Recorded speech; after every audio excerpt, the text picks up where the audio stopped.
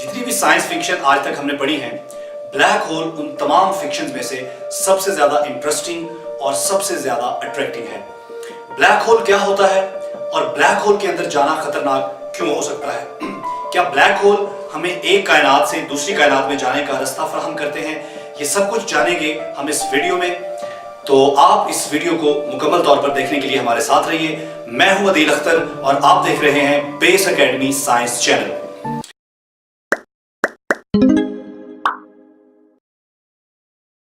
तो सबसे पहले हम देखते हैं कि एक ब्लैक होल क्या होता है, एक ब्लैक होल किस तरह से बनता है। साइंसदान कई अशरों से ब्लैक होल के राजों से पर्दा उठाने की कोशिश में लगे हुए हैं और इसमें हमने एक कामयाबी भी हासिल की है। जी हां, हमने ब्लैक होल के इवेंट होराइजन के शैडो का इमेज हासिल किया है।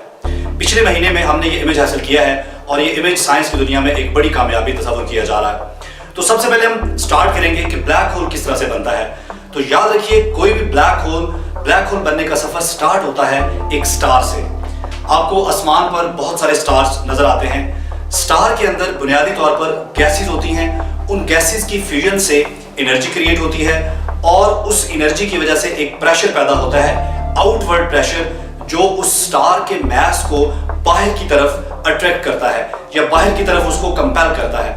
अब स्टार की जो कोर होती है या स्टार का जो अंदरूनी हिस्सा होता है, उसकी ग्रेविटी उस स्टार के मास को अपनी तरफ अट्रैक्ट करती है और एनर्जी की वजह से जो प्रेशर क्रिएट होता है वो प्रेशर उस मास को बाहर की तरफ पुश करता है। जब ये दोनों फोर्सेस आपस में बैलेंस हो जाती हैं तो स्टार अपनी स्टेट को मेंटेन रखता है और हम कहते हैं कि स्टार जो है वो हाइड्रोस्टैटिक इक्विलिब्रियम में चला गया है। लेकिन वक्त गुजरने के साथ साथ जब स्टार अपना फ्यूल बहुत हद तक कंज्यूम कर चुका होता है तो स्टार की ग्रेविटी ज्यादा हो जाती है और जो आउटवर्ड प्रेशर होता है गैसेस का वो कम हो जाता है, जिसके नतीजे में ग्रेविटी ज्यादा होने की वजह से ग्रेविटी जो है वो मास को अपनी कोर की तरफ अट्रैक्ट करती है और स्टार का सारा मास एकदम से कोलैप्स कर जाता है स्टार की कोर के ऊपर।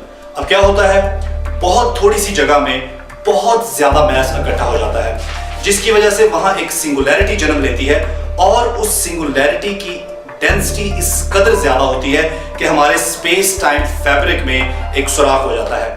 अब इस होल को या इस सुराख को हम एक कायनात से दूसरी कायनात में जाने के रास्ते के तौर पर इस्तेमाल कर सकते हैं। तो हमारा ख्याल था जी बिल्कुल नहीं कर सकते, क्योंकि इस होल की डेंसिटी इस कदर ज्यादा होगी, यहाँ पर टेम्परेचर इस कदर ज्यादा होगा कि जो भी चीज, कोई भी स्पेसक्राफ्ट, कोई भी चीज जो इसके अंदर जाने की कोशिश करेगी वो एकदम से बूम होगा और वो सारी चीज एकदम से गैस में कन्वर्ट हो जाएगी, एवापोरेट हो जाएगी। तो फिर किस तरह से हम इसको इस्तेमाल कर सकते हैं? तो हालिया की गई तहकीक के मुताबिक मैसाचुसेट्स यूनिवर्सिटी के कुछ साइंसदानों ने यह तहकीक की है कि हम ब्लैक होल को एक कायनात से दूसरी कायनात में जाने के रास्ते के तौर पर इस्तेमाल कर सकते हैं। अब कैसे इस्तेमाल कर सकते हैं, इसके लिए हमें समझना होगा कि तमाम ब्लैक होल्स एक जैसे नहीं होते। All black holes does not create equal. कुछ ब्लैक होल्स ऐसे होते हैं जो स्टेशनरी होते हैं, जो बिल्कुल साकिन होते हैं, और कुछ ब्लैक होल इस तरह के होते हैं जो हर वक्त रोटेट करते रहते हैं। ऐसा ही एक रोटेटिंग ब्लैक होल हमारी अपनी गैलेक्सी मिल्की वे गैलेक्सी में मौजूद है, जिसका नाम है सैजिटेरियस ए। अब ये ब्लैक होल सर्व कर सकता है, हमें एक महफूज रास्ता प्रोवाइड कर सकता है, लेकिन किस तरह से? साइंसदानों के मुताबिक ये ब्लैक होल टेक्निकली वीक है, इसलिए इस ब्लैक होल में सफर करना कदरे महफूज है।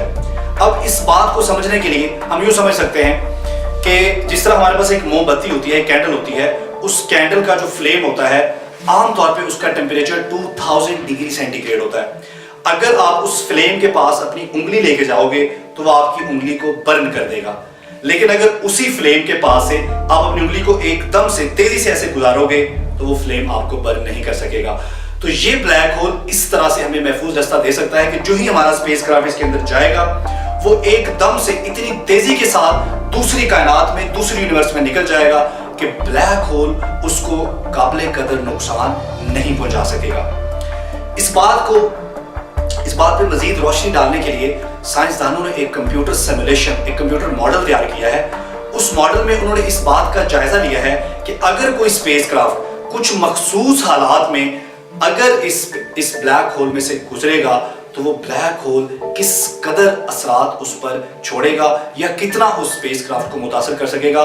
तो कुछ कंट्रोल्ड सिचुएशन में वो ब्लैक होल इस कदर डैमेज नहीं कर पाएगा कि हम उसमें से पास ना कर सकें, हम उसमें से गुजर सकें। लेकिन अगर आप उस ब्लैक होल में से गुजर के एक यूनिवर्स से दूसरे यूनिवर्स में चले गए तो फिर आप वापस नहीं आ सकेंगे। वहां से वापस आने के लिए भी आपको कोई ऐसा ही ब्लैक होल ढूंढना पड़ेगा। तो अभी तक तो ये एक ख्वाब ही है। अब इस ख्वाब को कब अमली ताबीर मिलती है, ये जानने की जितनी ख्वाहिश आपकी है उस कदर शदीद इंतजार मुझे भी है। तो इसके साथ ही हमारा आज का एपिसोड खत्म हुआ। अगर आपको हमारा एपिसोड पसंद आया है तो आप हमारे चैनल को सब्सक्राइब करें ताकि हमारी आने वाली जो साइंस फिक्शन के मुतालिक वीडियोस हैं वो आप तक पहुंचती रहे। Thank you.